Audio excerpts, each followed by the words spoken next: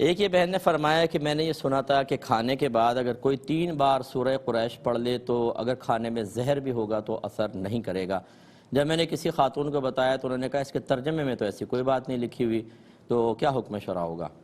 دیکھیں، اس طرح کی روایت آپ نے سنی ہوں گی، یہ باقاعدہ کوئی حدیثوں کے اندر عمومی طور پہ چیزیں نہیں ہوتی ہیں، اور سنی سنائی بات، کسی کے تجربے میں کوئی بات آئی، کوئی عامل صاحب نے بات بیان کر دی، تو ہر عامل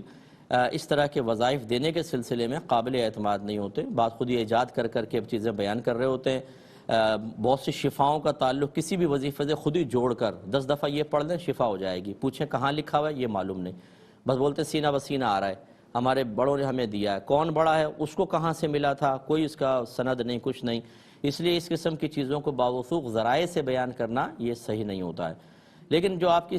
سہیلی نے کہا، یہ بھی ضروری نہیں ہے کہ اس آیت کے ترجمے میں کوئی ایسی چیز موجود ہوگی تبھی ہوگا۔ اگر میں سورہ اخلاص کو برکت کے لیے پڑھوں تو بتائیں برکت حاصل ہوگی کہ نہیں ہوگی؟ حالانکہ ترجمے میں کہیں برکت کا ذکر نہیں ہے کہ اس کو پڑھو گے تو برکت ملے گی، تو ان کا خیال بھی یہ غلط ہے، ٹھیک ہے نا؟ تو یہ لیلافی قریش جو ہے یہ کھانے سے پہلے پڑھنی ہوتی ہے، جو میں بھی آپ کو یہ عرض کر دیتا ہوں کہ اگر، اور یہ ہوتی ہے اس کے لیے اگر کھانے پہ سفلی وغیرہ کروایا ہو، بعض اوقات کھانے کے ذریعے اس پہ جادو ٹونا کر کے گندی چیز پڑھ کے ملا دیتے ہیں اور وہ کھلا دیتے ہیں، جس سے وہ کھانا جب پیٹ میں جاتا ہے تو رگوں کے اندر وہ چیز سرائیت کر جاتی ہے اور عمومی طور پہ بیماری کی شکل میں ظاہر ہوتی ہے، اور اس کا علاج بہت مشکل ہوتا ہے کیونکہ سفلی پھر رگوں کے اندر پھیل جاتا ہے، اس کے اثرات پھیل جاتے ہیں۔ اس اثر کو زائل کرنے کے لیے